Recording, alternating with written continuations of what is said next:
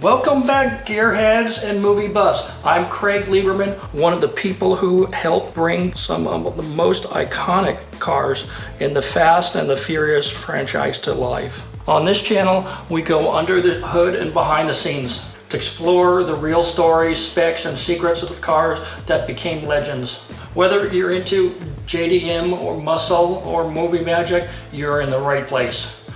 Back in 2000, Universal was gearing up to make a street race movie called Redline. At that time, movies like You've Got Mail cost $65 million to produce, and a street racing movie would cost much more. There was a guy, David Martyr. His job was to get the cars and the parts, put it all together. Universal was saying that all we have is about $25 million.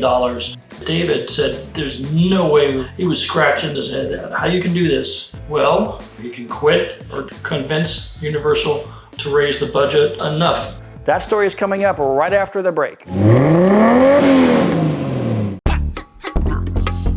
Hey guys, I have a new sponsor. It's Fanhome. So about a year ago, I was contacted by a company that was creating a replica of my movie Skyline, the GTR. They asked me if I had any pictures, and I said, oh yes, I do.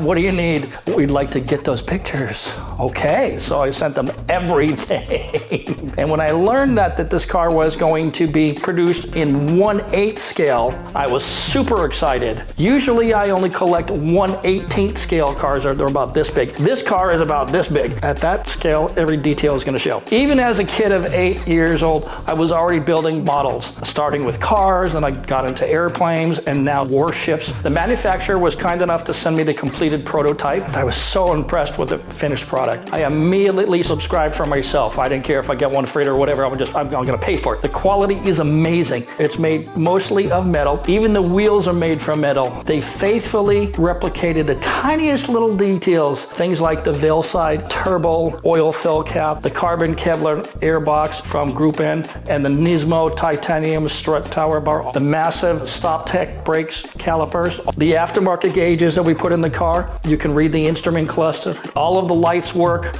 even the underglow from the movie. All the external lights work as they do in the real car. It even makes engine sounds.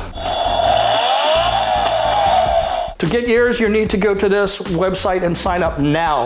Don't wait. The first run is already sold out, but they just announced that they're going to take reservations for the second run. Don't wait. If you miss it, you're never going to get another chance. Every month, they're going to send the next stage delivered to your door with the instructions and everything, and every month you'll get a package. So stop what you're doing and reserve your allocation now. Do it now or you're going to miss out. One day, he went out to a car show by the beach, and he found me. I was standing in my yellow Supra, and he asked some questions about the car. We met at a Manhattan Beach, California car show. I was standing there with the yellow Supra, and you came by and asked some questions about the show, because apparently you were doing research for the movie? Yeah, I had gone to a few car shows to take, to kick the tires to see what we were into. I remember you because you were wearing a Hawaiian print shirt. Yeah, well, that was the standard uniform. Yeah. That's the kind of your trademark. Yeah, that's it. They hired me to do some car movie called The Fast and the Furious. At the time, it was called Redline. It was a major car motion picture, and they had no money. Like, how much is no money? They wanted to make it for $25 million.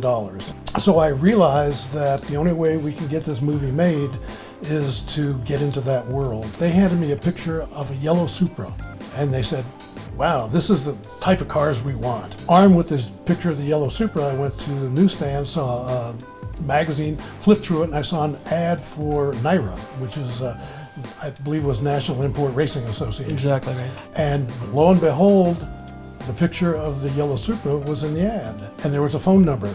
So I called the phone number, which led to your office at Peterson Publishing, and that's how we met.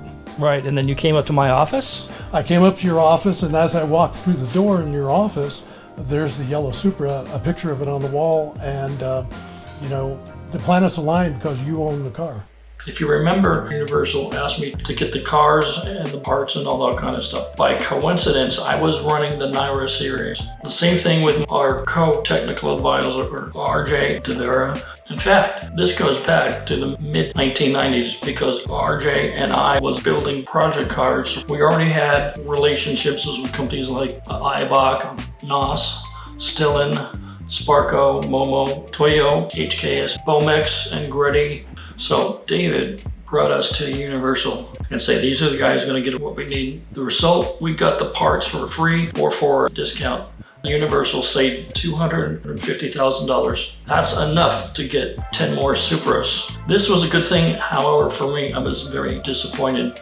Having some cool products from our sponsor was fine, but I was aiming higher. I want Nismo, Doluk, and that was for the first movie. But when we got to Too Fast, Too Furious, I would call everybody, oh, you're gonna make another movie? Yo, we're in. We had a giant cage where we put all the goodies. In Too Fast, Too Furious, we got everything we wanted and more. People are throwing stuff. Oh my God. However, they got something too. This is called product placement. Kids were buying this stuff, so it worked out for everybody. Universal got what they need. And these days, it's not like that. Now, Universal doesn't need it because they got names like Dodge and all that kind of stuff. So, David was a hero. He was a hero because at that time, he didn't quit. He found a way to get the cars and the parts and put it all together. One of the problems that I had is they wouldn't okay spending any money till we got it down to the $25 million budget, which was impossible to do. So somebody must have had a meeting with somebody and decided that we can't do that. And they said, spend some money. And I realized the time frame, I didn't have enough time to build the cars.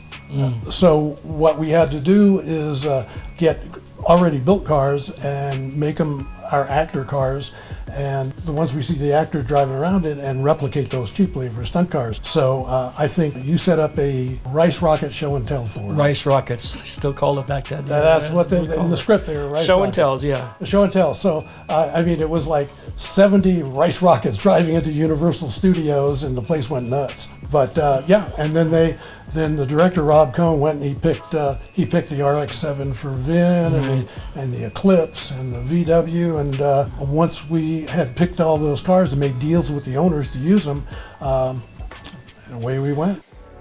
And today, as I travel through Europe, United States, seeing these kids, when I say kids, they're 25 or whatever. I was in Atlanta 2 weeks ago, and I walked around the whole show, and I looked at a lot of cars. They were pretty good. I didn't see any Chinese parts.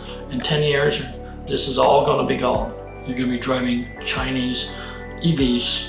Next week, we're talking about what is going on with Fast 10 to what's going on. Not much, but there is something. Thanks for watching. See you next week.